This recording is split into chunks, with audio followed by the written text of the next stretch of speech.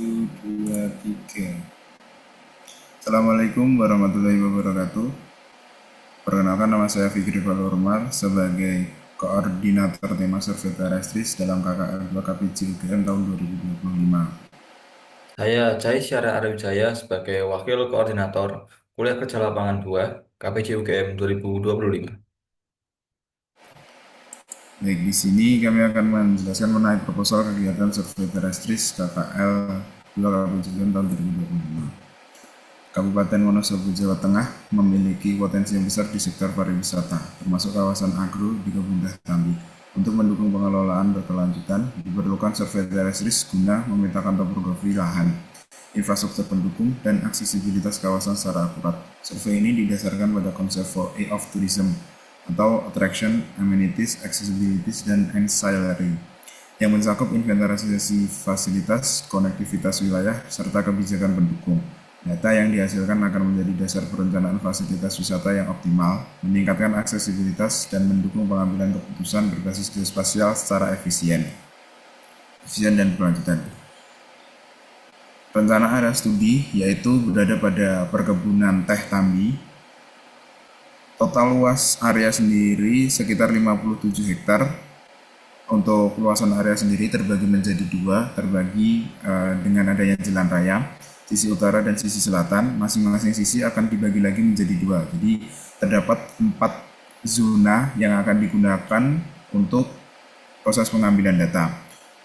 Penentuan zona secara efektif dan efisien terkait batas-batasnya akan dilakukan setelah survei secara langsung. Oke, kemudian ada rencana metode yang akan digunakan dalam pengukuran di Kebun Teh Tambi, Wonosobo. Proses pemetaan area perkebunan teh Tambi di Wonosobo menggunakan metode poligon terbuka. Karena poligon terbuka eh, sangat efektif untuk mengukur lahan dengan karakteristik topografi yang berbukit. Metode ini mengacu pada serangkaian pengukuran linear yang saling terhubung di mana titik awal dan titik akhir tidak berada pada posisi yang sama. Poligon terbuka merupakan rangkaian garis belurutan yang membentuk jalur pengukuran dengan titik awal dan titik akhir yang berbeda. Metode ini sangat relevan untuk pengukuran kawasan perkebunan teh yang memiliki bentang lahan memanjang atau berpola tidak beraturan. Keunggulan metode poligon terbuka dalam konteks perkebunan teh memiliki adaptabilitas yang tinggi terhadap medan berkontur khas dataran tinggi Wonosobo. Efisiensi waktu dan tenaga dalam proses pengukuran dari masing-masing wilayah yang telah terbagi, serta fleksibilitas yang tinggi untuk mengakomodasi bentuk lahan yang kompleks. Kemudian, metode pengolahan data dari hasil pengukuran terestis dilakukan menggunakan software Sufor. Dimulai dengan menyiapkan data IGZ dari hasil pengukuran di lapangan dan dijadikan dalam format teks maupun Excel. Kemudian membuka server, data tersebut diimpor ke dalam program. Proses berlanjut dengan pembuatan grid menggunakan menu grid, kemudian data, di mana perlu dipilih metode interpolasi yang sesuai dengan karakteristik data, kemudian file dari grid yang telah dibuat, kemudian disimpan. Visualisasi DEM dibuat melalui menu map new dengan pilihan contour map atau 3D surface sesuai dengan kebutuhan.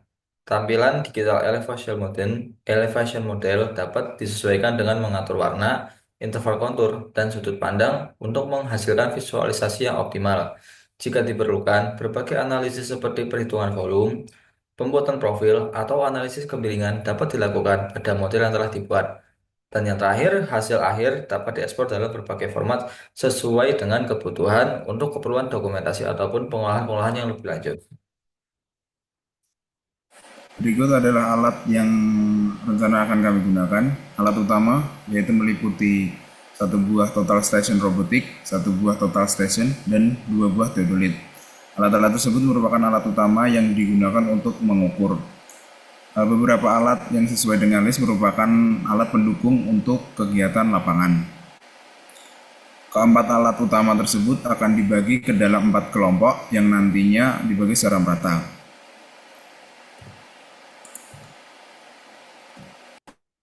Kemudian ada skenario lapangan pada tema survei teresis.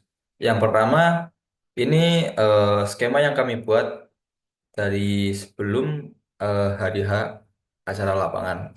Yang pertama, pada 2 hari sebelum hari pertama lapangan dimulai, persiapan tim sebelum hari H KKL dimulai. Yang pertama, tim melakukan survei lapangan ke Kebun Teh Tambi untuk melihat kondisi medan topografi pada luasan area yang akan dikerjakan.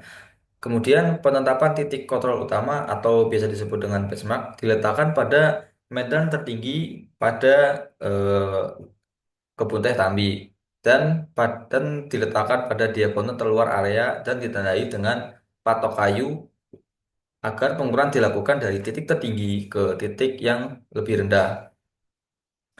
Pada setiap area yang telah dibagi, kemudian titik detail ditandai dengan patok kayu sesuai dengan topografi tertinggi hingga terendah. Mengikuti titik awal atau benchmark, titik detail akan digunakan sebagai acuan data pembuatan digital elevation model. Kemudian hari pertama yang mana persiapan dan survei awal. Tim melakukan briefing, menyiapkan peralatan seperti statif dan GPS geodetik, serta melaksanakan survei pendahuluan. Penetapan titik kontrol utama atau benchmark menggunakan GPS geodetik metode statik untuk memperoleh koordinat yang akurat. Kemudian tim mengidentifikasi jalur poligon dan mengecek lokasi tiap-tiap patok yang telah ditandai pada sebelum hari pertama KKL berlangsung. Pada hari kedua, yaitu pengukuran segmen pada pembagian tiap kawasan yang pertama. Pengukuran poligon terbuka dimulai dengan titik benchmark pada masing-masing kawasan yang telah dibagi, kemudian menuju area titik detail yang telah ditentukan. Dengan pemasangan patok kayu, akan mempermudah dalam jalannya proses pengukuran tersebut. Kemudian pencatatan sudut dan jarak dilakukan secara sistematis menggunakan total station dan theodolit. Tim juga mengukur beberapa detail situasi di sekitar area tersebut untuk pembuatan kontur dari medan Kebun Teh Tambi. Kemudian pada hari ketiga, pengukuran segmen pada pembagian tiap kawasan yang kedua. Pengukuran dilanjutkan dari titik terakhir pengukuran pada hari sebelumnya, menuju bagian selatan dengan pemasangan patok yang telah ditentukan. Pada area yang memiliki elevasi yang cukup curam, pengukuran dilakukan dengan jarak yang lebih pendek untuk memperoleh hasil beda tinggi yang sangat signifikan. Kemudian tim melengkapi pengukuran detail situasi yang termasuk pada bagian area sebelah selatan. Kemudian pada hari keempat, pengolahan data dan validasi. Tim mengolah data menggunakan software khusus, melakukan koreksi kesalahan dan validasi lapangan di beberapa titik yang kritis.